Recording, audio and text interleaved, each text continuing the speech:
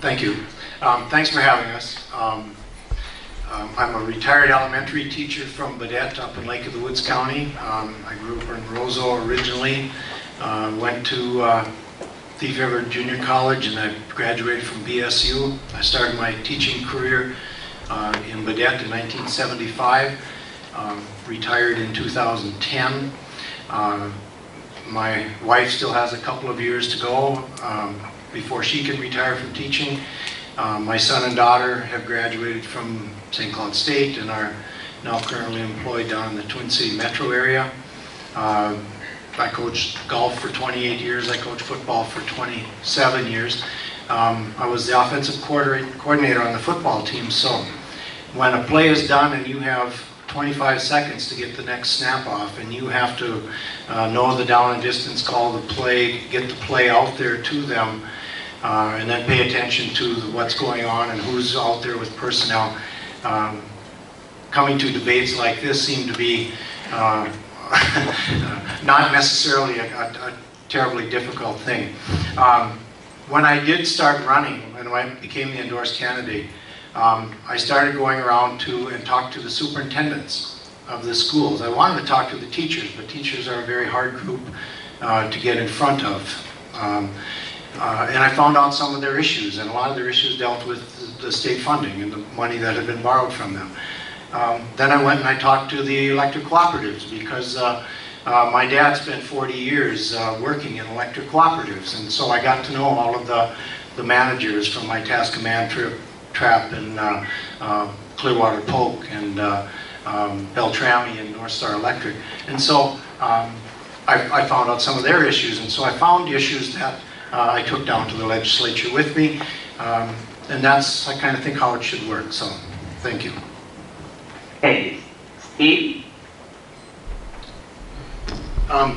More than likely, transportation and infrastructure are going to be a very high priority down at the Capitol. Where the money comes from is probably going to be decided in the tax committee, not necessarily at the transportation committee. The transportation committee is going to have to come up with what they need and plan, and where the priorities are. Will it be a gas tax? That's possible, but it's not probably the only place. As far as taking out the general fund, generally then you're going to have to take from Peter to pay Paul, or to pay Paul. We're talking such a large amount of money because we've gotten so far behind in our infrastructure. It's probably going to take many different sources of funding. But the one good thing about this is it's jobs in Minnesota. It's people in Minnesota that are going to be doing it. The money's going to stay here. The infrastructure is going to help. We have some huge issues. And Roger? We did level the playing field quite significantly this last time around. We have a great advocate in Ed Finance Committee Chair, and Paul Marquardt from Dilworth, very instrumental in leading the way towards more equitable funding for outstate Minnesota. We really did significantly cut that difference. We also put money there on the formulas. This time around, we funded all-day, everyday kindergarten. We funded early childhood scholarships. We have done. We did quite a bit of job to take care of that issue. Right. This time we'll have Steve go first. Problem with ag teachers is the University of Minnesota is the only place that graduates certified ag teachers, and we need to get more programs up and running at someplace other than St. Paul. Black Duck had a very fine ag teacher. He was there for 20-some years, and he retired. And there just aren't ag teachers out there. And the ones that are out there are, aging towards retirement. And we need to ramp that up. I would agree with Steve that we need to get the rail to start moving ag product. There's 13 elevator co-ops in west central Minnesota, and they're full. And we're hardly getting, towards the middle of the harvest, or the harvest is late this year. We've got issues with propane. The crop is coming in wet again this year, and so we've got issues with all kinds of infrastructure. A difficult issue that raises quite a bit of energy from the people on both sides of it. My thoughts are we need a pipeline. We need it sooner rather than later. If there's going to be a second pipeline alongside of this large one, then I think it's probably time for them to really come up with probably a better place to put it. But we need to get that. We need to get the oil moving through. There are so many things that our rail transportation is not doing. So we need to get the pipeline going.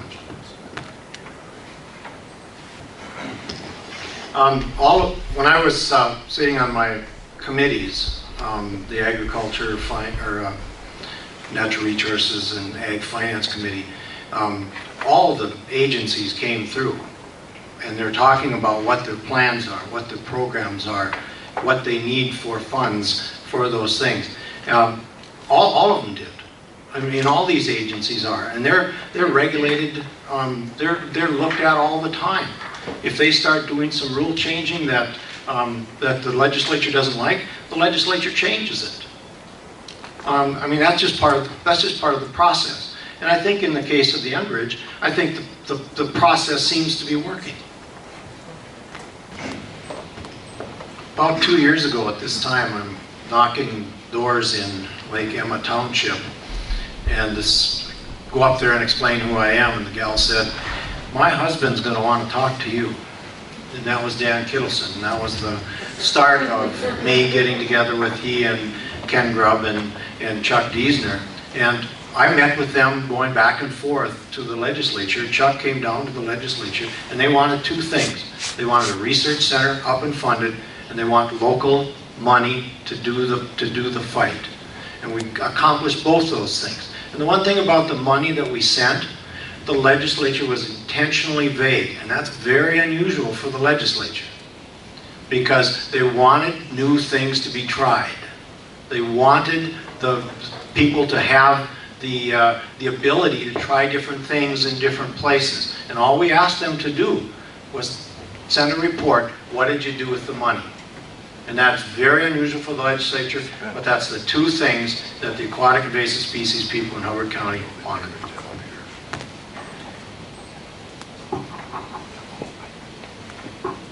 Next question. How do you work with others whose values and goals do not necessarily align with your own? And we will start with Roger. With this, when I went down there, I was on Gene Wagenius's committee. And I had some county commissioners that I'd gotten to know. Oh, gee, wait till you get on her committee. You're really going to have a battle with her. And I said, no, I'm not. I'm not going down there to build walls. I'm going down there to get to know them. I'm going down there to be able to work with them. And I'm building relationships down there, not tearing them apart. And so I can go into her office and we can talk about issues that we may not agree on. But we are now able to listen to each other because we have some kind of a relationship. And that's really important down there. It's really important that you are able to cross the aisle. I have a friend of mine from Little Falls area who's he's a Republican, and we work together on broadband funding. We're working together on the broadband mapping for the state. Now, we didn't get it done, but he and I worked together, and that's how you do get things done. Steve? Do you support a continued increase in funding of Explore Minnesota tourism, said David? Absolutely. Absolutely. Yes. Roger? That wasn't an answer, David. Yeah. Yes or no? Yes. Steve? Depends. No, you know, these answers. This is the problem with the lightning round, Luann. You throw these questions out, and do I support Explore Minnesota? Yeah, but do I expend expanded funding from where? and from who. Okay, that's fair, but let's keep going. Dave, Ditto to Steve's answer. do you support a post-Labor Day school start to enhance the tourist season? Go ahead. We start at that end. No. Anything, yes. Roger. Yes. Yes. Again, it depends on the school district. They should make the decision. Okay. In Minnesota, a person has 6 years to initiate a lawsuit. Would you favor reducing that number from 6 to 3 years?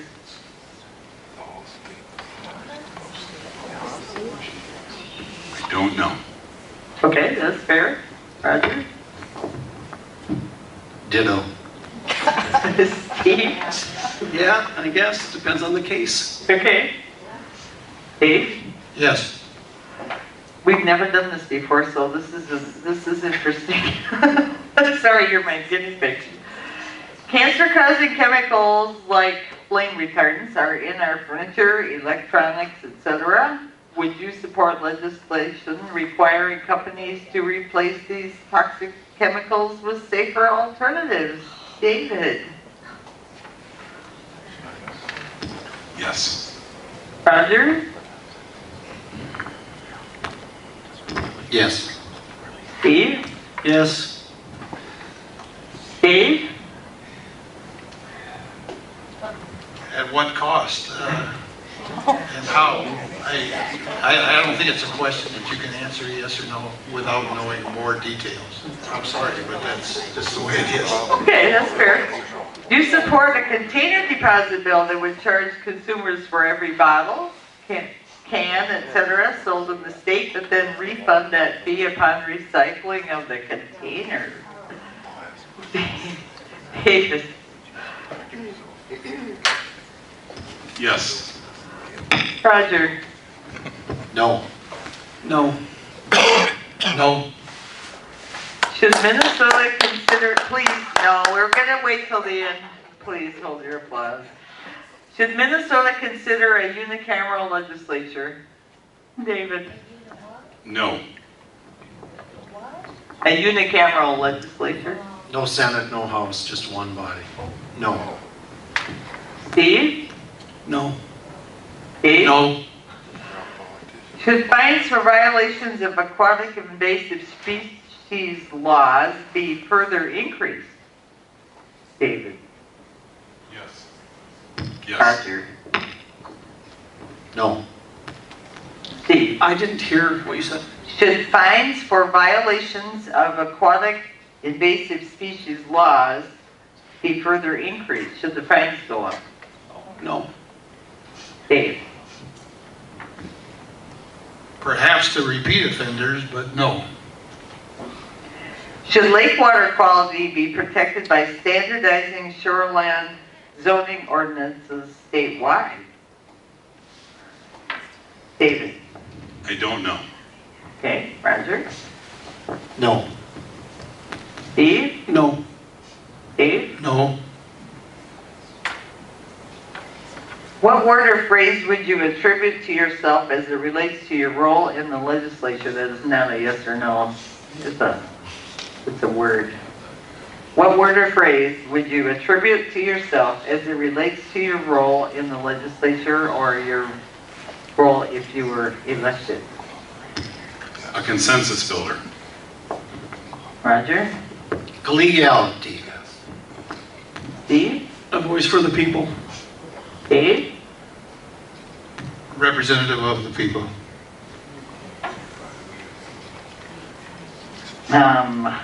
Is healthcare, I'm not gonna, is healthcare a right or a privilege? David? It's a right. Roger? It's a right. It's a privilege. Dave? Please, please. It's a privilege. All right. I think we'll wrap that up now that we're all awake.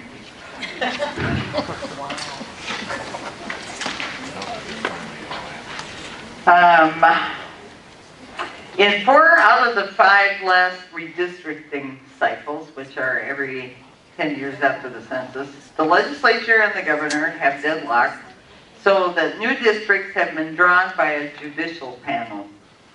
What changes would you make to improve the way redistricting is handled in Minnesota?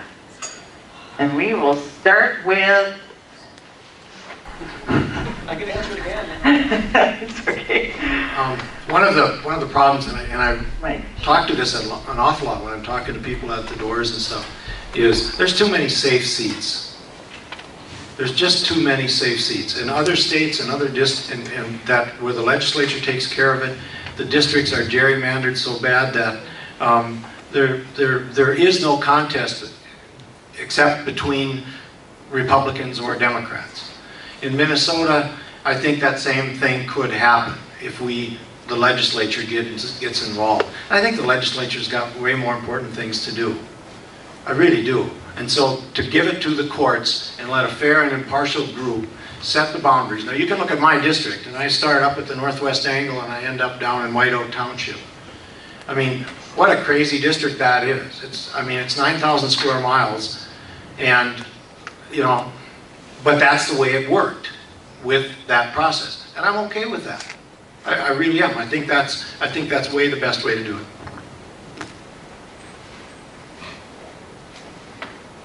I'm lost again. Trying to find the next question.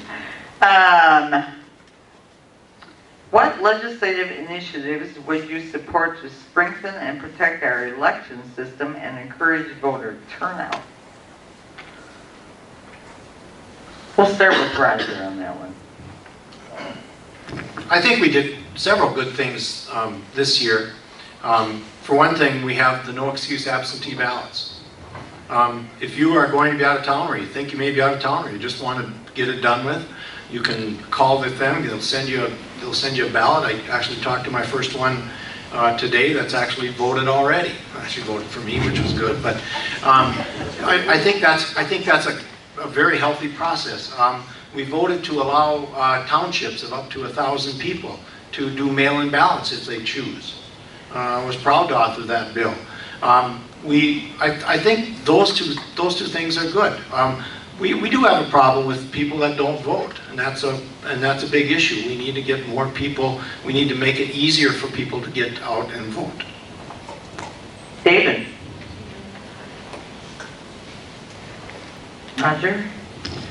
As far as judges and elections, most people really don't know the 2 or 3 judges that are out there. And that's a difficult thing. What we need is things like this, candidate forums, or we need position papers that are published in newspapers so that we can make good decisions.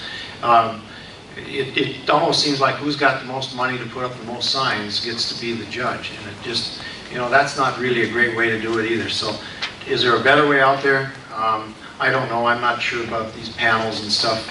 I'm a little leery of those also. Okay. This will be an easier one for some of you at least. What is your view of the Minnesota local government aid program, and what, if any, changes would you make to benefit this area? Local government aid.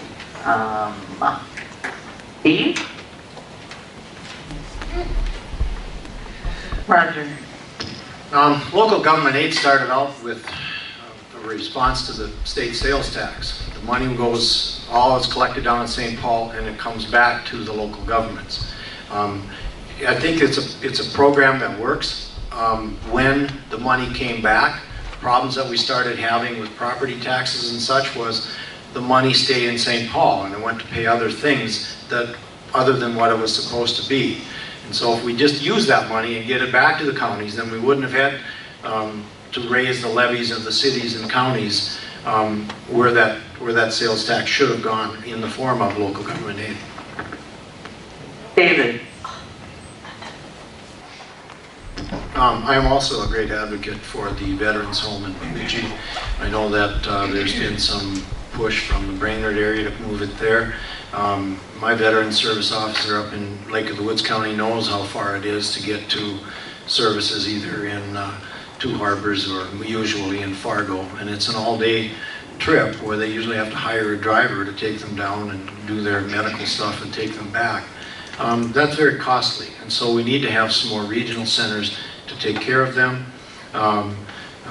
We have many issues as far as the PTSD, and we're not doing enough to identify the ones that are the new ones that are coming out of the service from Iraq and Afghanistan. Mental health issues are going to be just a huge exploding number of dollars and people and resources that we're going to need for that. Steve? Again, the care and for elderly is a huge issue. It's a issue that's getting larger as we age. I heard about a program when I was out talking with folks that the state government paid to have beds removed from nursing homes.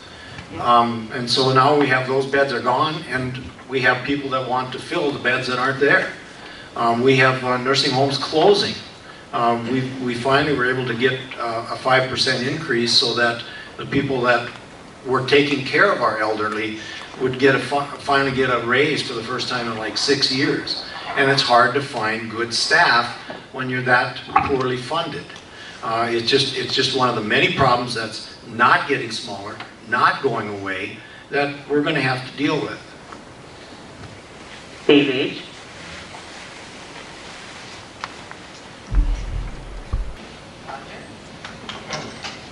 Well, first of all, I'd like to thank everybody involved in setting this up, the League of Women Voters of Park Rapids. 2 years ago when I ran, and I talked to people, I said, I don't have an agenda. I don't have an axe to grind. I went down there with the idea when I was campaigning. Dave mentioned the wetlands issue up in my county. One of the things that I learned about a year ago, a little bit earlier than that, I had a farmer drive me around and he said, "Do you know what this wetland stuff is?" And I said, "No, I really don't." And he explained it to me. And it was like, well, that doesn't make any sense. They took 640 acres of good farmland in Lake of the Woods County, and now they're turning it back into a wetlands. And that's strictly because a few years ago, Rainy River was put in the same watershed as the mines. So the mines expand, and we take a farm out of production in Lake of the Woods County. That did not make any sense. And so when I went down there, and this is just an example of who I am and what I did, and I started building coalitions. I talked to environmental groups. I said, this really doesn't make sense. And they said, yeah, you're right. I talked to the mines. I said, this doesn't make sense. And they said, and they agreed. And so just last Thursday, I went down to Cloquet, and we've got the Corps of Engineers, which is the most ornery group that you can imagine, trying to get a decision out of there. I mean, it's very difficult. But we got them and the DNR and the MPCA together with Bowser, Bureau of Water and Soil Resources, and they're coming up with a plan to fix it. And that took a long time and a lot of meetings and a lot of mileage and a lot of people working to make something happen. Now I've got a list here of other things that I want to do. 2 years ago somebody asked me about the tick-borne illnesses. And it's like, well, I didn't have much of an answer. Well, I think I've got a better answer now, and I think that's another issue that I'm going to take. And so I've taken aquatic invasive species was another example of an issue that I took, and we got something done with it. And that's by building coalitions and working together. And so I want to thank everybody. All right, I want to